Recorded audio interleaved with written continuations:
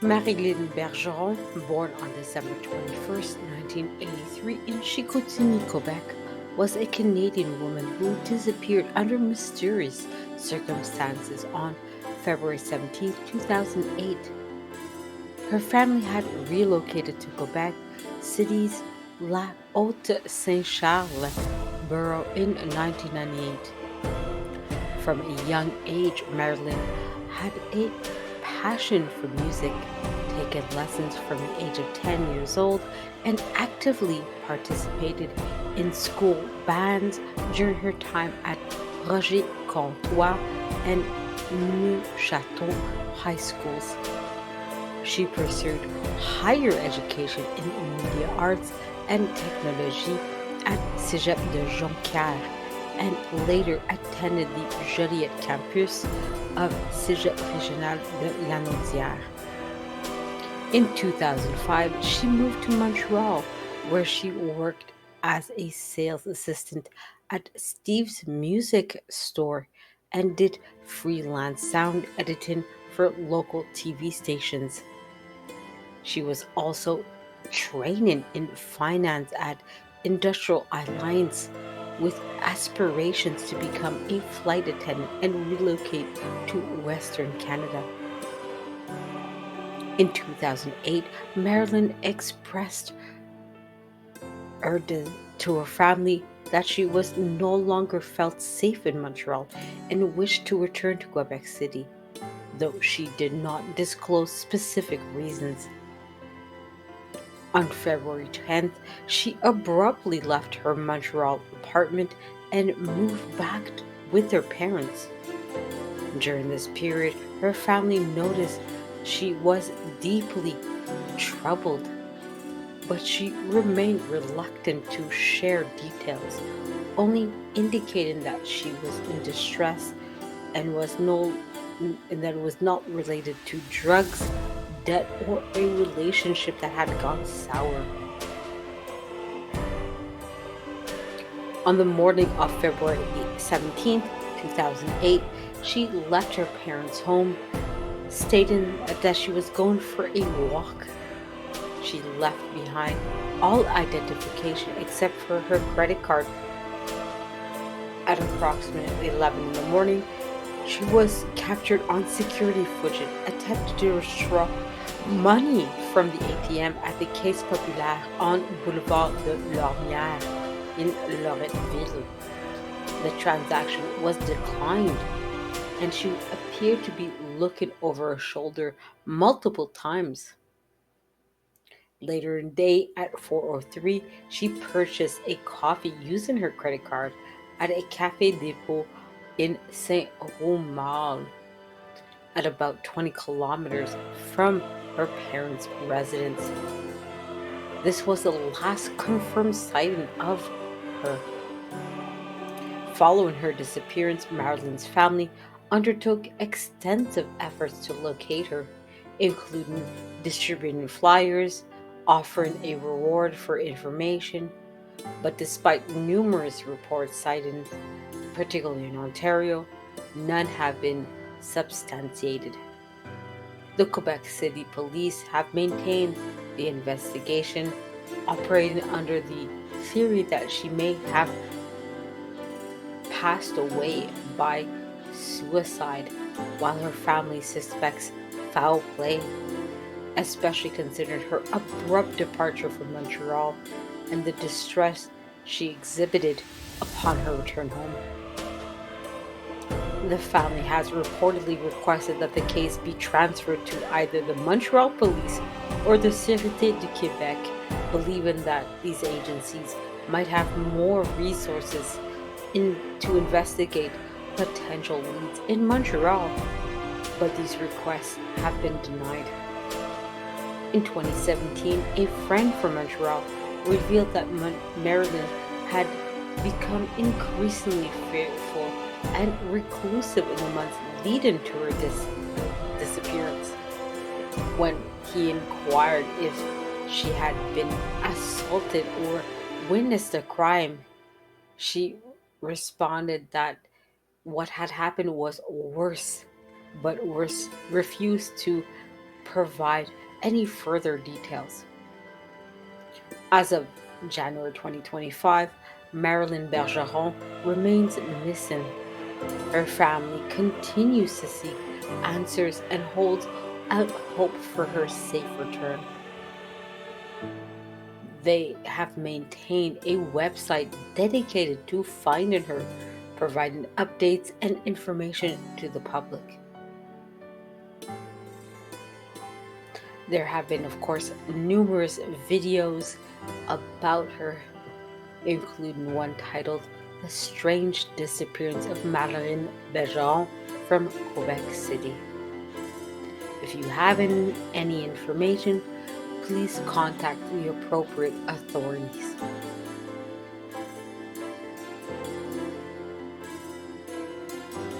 As of now, no officially named suspect has been formally and publicly identified in the disappearance of Marilyn Bergeron. The case remains unresolved and the investigation has been shrouded in mystery, with little information released by law enforcement agencies about potential suspects or persons of interest. Here is a brief summary of the case's investigation focus and why certain elements have led to speculation but no confirmed suspects.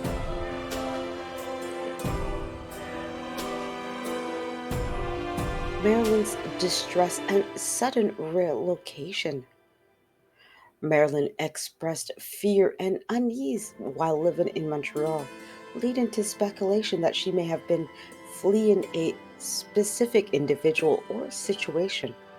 However, she never disclosed to her family or friends the exact cause of her distress, only suggesting it was worse than assault or witnessing a crime.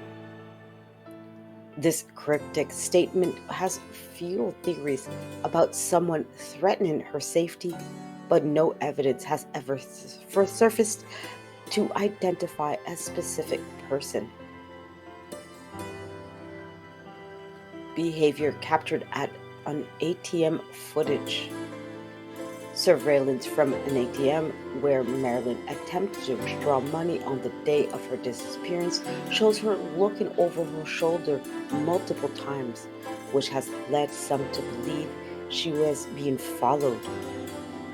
However, this behavior could also be explained by general anxiety or heightened fear, rather than the presence of a known pursuer.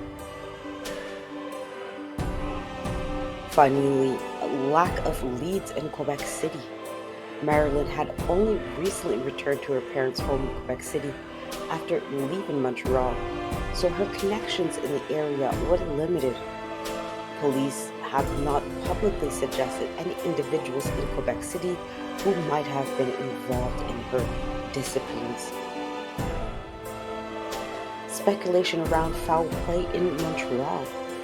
Although Marilyn relocated from Montreal to Quebec City shortly before her disappearance, some family members and friends believe that the source of her distress originated in Montreal. Speculative theories include workplace connections. Marilyn worked at Steve's music store and freelanced as a sound editor. Some have wondered whether she encountered someone during professional activities who may have posed a threat to her. There is also unknown personal connections as well. Friends and family have indicated Marilyn became increasingly reclusive in Montreal, possibly due to an encounter or relationship that caused her to feel unsafe. Finally, we have the law enforcement perspective. The Quebec City Police Department has primarily operated under the theory that Marilyn may have died by self-deletion, which has limited the pursuit of foul play as a lead-in theory. Her family has consistently challenged this, believing her disappearance was a result of criminal activity. While theories abound, the lack of official suspects highlights the significant challenges in this case, particularly given the limited evidence and Marilyn's reluctance to share her experiences before her disappearance. If further details emerge, or if suspects are officially named in the future, they could shed light on the tragic mystery. The investigation into the disappearance of Marilyn Bergeron has been primarily handled by the Quebec City Police Department, also known as Service de Police de la Ville de Québec, or SPVQ. Here is some brief details about the agencies and their involvement in the case. As for the SPVQ, it is primarily investigative agency responsible for Marilyn's disappearance.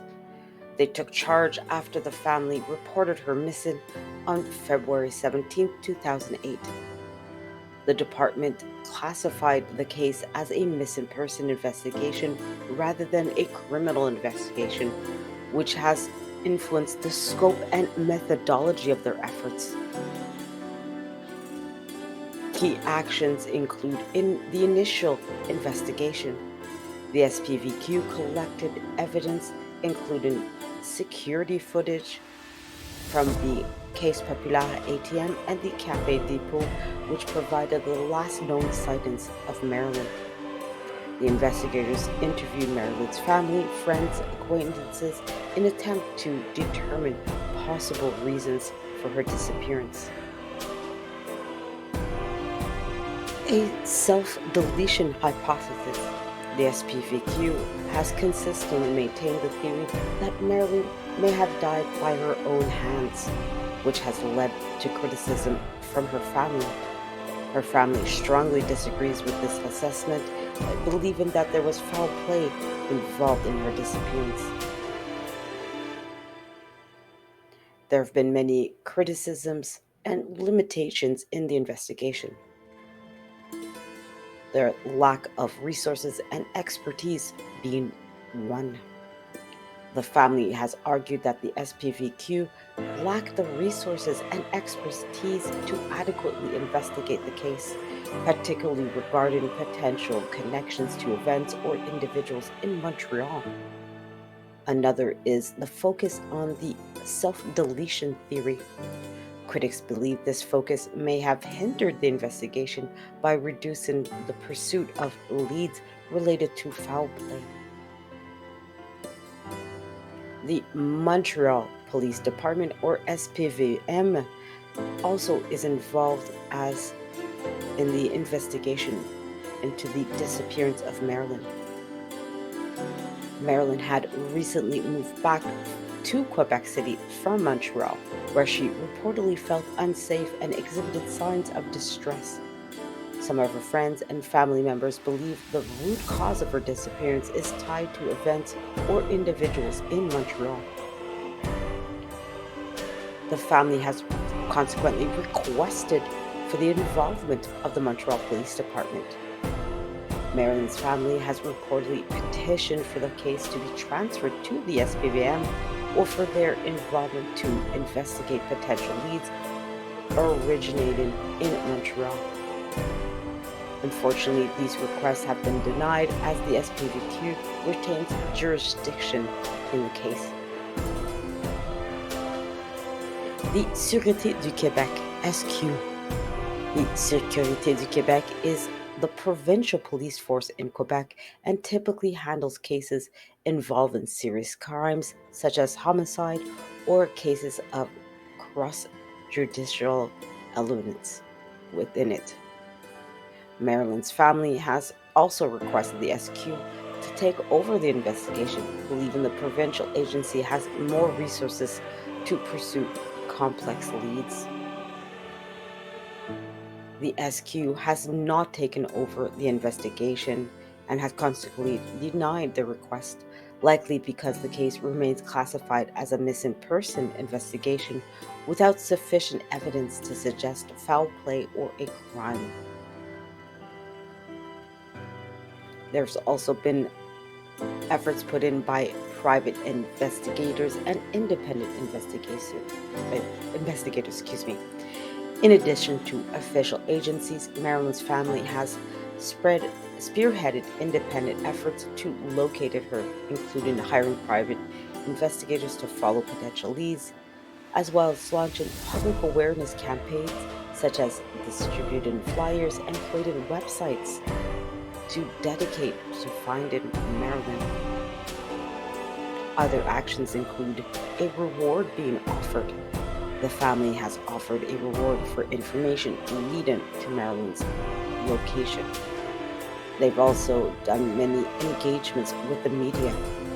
They have worked with journalists, documentary filmmakers, and true crime investigators to raise awareness about the case. Potential key figures or agents that are involved. While specific officers or agents involved in the investigation have not been publicly named, here's some of the potential roles that they play. Lead detectives, responsible for coordinating the investigation and managing the resources. Of course, the case would involve as well forensic experts that have analyzed surveillance footage or other physical evidence, such as credit card records. And of course, there's search and rescue teams, which have conducted searches in areas where Marilyn was last seen or believed to have traveled to. As of January 2025, the current status of the case is that the investigation remains under the jurisdiction of the SPVQ. Marilyn's family continues to advocate for the case to be reclassified as a criminal investigation and for another agency, such as the SQ or SPVM, to take over the case. Public awareness efforts are ongoing, with the family maintaining a dedicated website and appealing for new information from the public. Hopefully, there will be new details about the agency's involvement or specific agents will emerge so that they could shed light on why progress has been so limited over the years. The evidence in Marilyn Bergeron's disappearance is limited, but several critical pieces have been found and revealed over the years. Here is a brief but comprehensive overview of the known evidence and its significance to the investigation. Surveillance footage.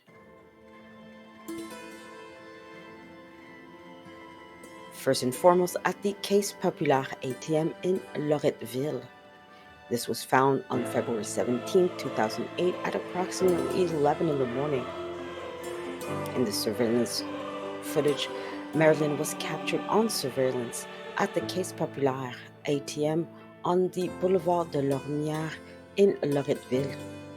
She had attempted to withdraw money using her credit card, but the transaction was cancelled due to insufficient funds. Marilyn's behavior appeared unusual. She frequently looked over her shoulder as if she felt she was being watched or followed. This is the last confirmed sighting of Marilyn. Her body language and actions suggest she might have been under duress or fearful. The footage provides no evidence of someone directly accompanying her or pursuing her at the time, but her behavior does raise suspicion. Surveillance at the Café Dépôt in Saint-Romuald. It was discovered on February 17, 2008 at 4:03 p.m. Marilyn is seen using her credit card to purchase a coffee at the Café Dépôt in Saint-Romuald, approximately 20 kilometers from her parents' homes. The transaction was the last confirmed use of her credit card. The significance confirms that Marilyn had traveled a significant distance from her parents' home after leaving that morning. It's unclear how she got to Saint Romuald, as she did not own a car, and there were no one reported seeing her using public transportation. Marilyn's behavior and statement before her disappearance. Marilyn expressed feeling unsafe while living in Montreal before moving back to her parents' home in Quebec City. She told friends and family that she had happened to her was worse than assault or witnessing a crime, but she refused to elaborate on the story. From her family's observation after returning to her parents' home, Marilyn seemed deeply troubled, but did not share specific details about her circumstances. Her sudden departure from Montreal and reluctance to discuss her fears are key elements suggesting she might have been fleeing from a threatening situation or persons. Of course, there's the credit card transactions. Marilyn left her parents' home on February 17, 2008, carrying only her credit card. No identification, phone, or other personal belongings were taken with her. There was an attempt to withdraw money in Loretteville ATM, which was declined, and a successful purchase at the Café Depot in Saint Romuald. These transactions helped to establish her movements on the day of her disappearance. However, the limited use of a credit card suggests that she may have been avoiding leaving a paper trail or was limited by the lack of funds. There have been a few reported sightings. Over the years, there have been numerous unconfirmed sightings of Marilyn, particularly in Ontario. These include reports of someone resembling her living among transient populations. None of the sightings have been verified. If credible, they could indicate she is alive, but living an unstable or in a vulnerable situation. Lack of physical evidence. Despite extensive searches and public appeals, no physical evidence, such as clothing, personal belongings, or remains, have ever been found to provide further clues about what happened to Maryland. Local wooded areas and regions near where Marilyn was last seen have been searched, but nothing significant had been uncovered as of late. The absence of physical evidence has made it difficult for investigators to determine whether foul play, voluntary disappearance, or any other numerous scenarios have occurred. Over the years, there have been numerous unconfirmed leads and theories. Foul play and self-deletion being the two main ones. Marilyn's family believes her disappearance may have been the result of foul play, possibly linked to events in Montreal. However, there's no concrete evidence to support this theory. As for the Quebec City Police Department, SPVQ, has suggested that she might have died by unaliving herself, given her apparent emotional distress and the lack of evidence suggesting foul play. The family strongly disputes this, citing her behavior as indicative of fear rather than self-deletion intent. There have been, of course, many cryptic remarks by Marilyn herself. Before her disappearance, Marilyn told her close friend in Montreal that something worse than assault or witnessing a crime had happened to her. She did not provide further details. The statement has fueled speculation that she may have been targeted by someone or is involved in a dangerous situation in Montreal.